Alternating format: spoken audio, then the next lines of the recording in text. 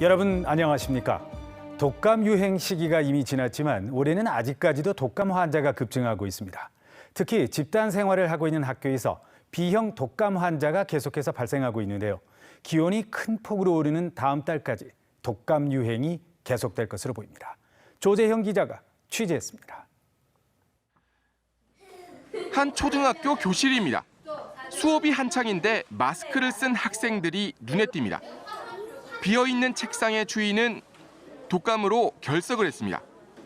최근 부산의 초중 고등학교에 독감 환자가 급증해 교육당국에 비상이 걸렸습니다. 보통 4월이면 독감 유행이 끝나야 하지만 올해는 4월 들어서 그 수가 전달보다도 4배 이상 증가했습니다. 부산의 전체 독감 의사 환자 수도 이달 들어서까지 꾸준히 증가 추세인데 대부분 B형 독감으로 특히 13살에서 18살 사이에서 가장 많이 증가했습니다.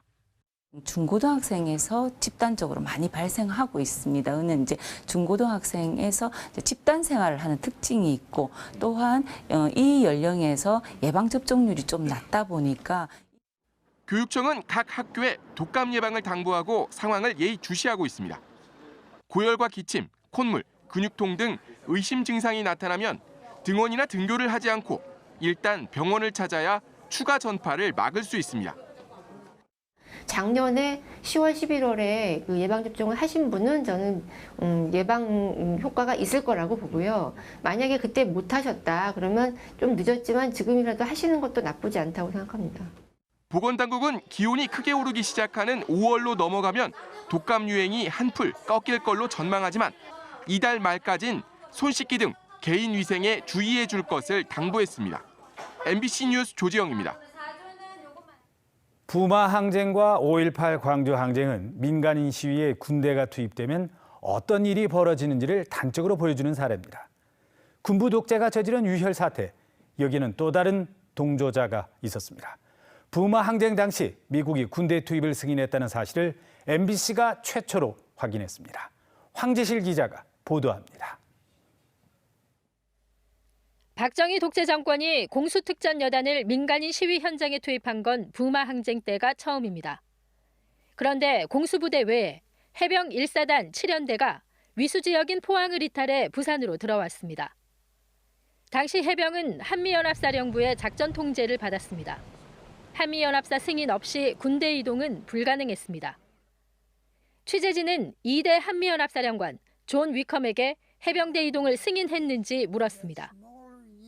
You're right. That kind of an approval might have been made at a lower level than my level as a commander-in-chief. And it probably was made. Yes, we'll move the Marines down there. 미국이 부마 항쟁에 해병대 투입을 승인한 사실은 40년 만에 처음 밝혀진 것입니다. 미국은 한국의 민주화 운동을 지원하는 대신 무력 진압에 동조했습니다. But I think that our State Department at the time was somewhat ignorant of them and their capabilities. 미국은 7개월 뒤 광주에서도 똑같은 입장을 취합니다. 주한미 대사관은 80년 5월 7일 공수부대가 광주로 이동하고 있다는 사실을 본국에 알리면서 만약 해병 1사단의 투입 요구가 올 경우 동의할 것이라고 보고합니다. 아주 적나라하게 드러났던 것은 광주항쟁에서의 군부의 동원의 묵인이고요. 그런 것이지만 그런 단초들은 결국은 부마항쟁에서부터 시작됐다고. 공수부대 투입과 미국 정부의 묵인. 광주항쟁 유혈 진압의 시작은 부마항쟁으로부터 시작됐습니다. MBC 뉴스 황지실입니다. 르노 삼성자동차가 내일부터 사흘 동안 부산 공장 가동을 중단합니다. 이번 부산 공장 휴무는 당초 내일부터 다음 달 3일까지 닷새 동안으로 예정됐었지만 지역 경제와 부품 협력사 충격을 줄이기 위해서 사흘로 축소됐습니다. 르노 삼성자동차 노사는 최근 집중 교섭을 벌여 급여 인상과 인력 충원 등 일부 쟁점에 합의를 본 것으로 알려지고 있으며 다음 달 2일 공장 휴무가 끝난 뒤 교섭을 재개할 예정입니다. 오늘 새벽 5시쯤 서면의 한 고시텔 3층에서 원인이 밝혀지지 않은 불이 나 1시간여 만에 진화됐습니다. 당시 고시텔에는 30명이 있었으며 1명이 연기를 마셔 병원으로 옮겨졌고 나머지 29명은 긴급 대피했습니다. 경찰과 소방당국은 목격자 등을 상대로 정확한 화재 원인을 조사하고 있습니다. 부처님 오신 날을 기념해 삼광사 연등 축제가 오늘부터 2주 동안 부산 진구 조읍동 삼광사에서 열립니다.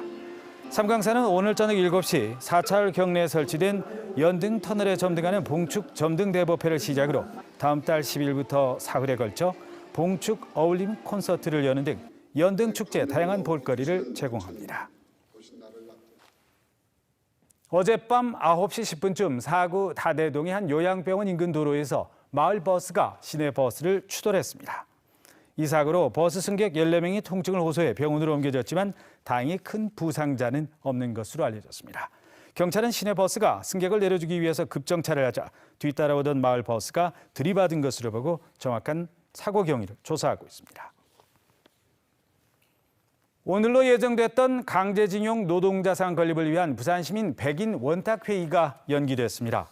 부산시의회와 노동자산 건립특별위원회는 회의 참석자 100인의 구성을 놓고 결국 입장을 좁히지 못해 오늘 오후 2시에 개최하기로 했던 원탁회의를 취소했다고 밝혔습니다.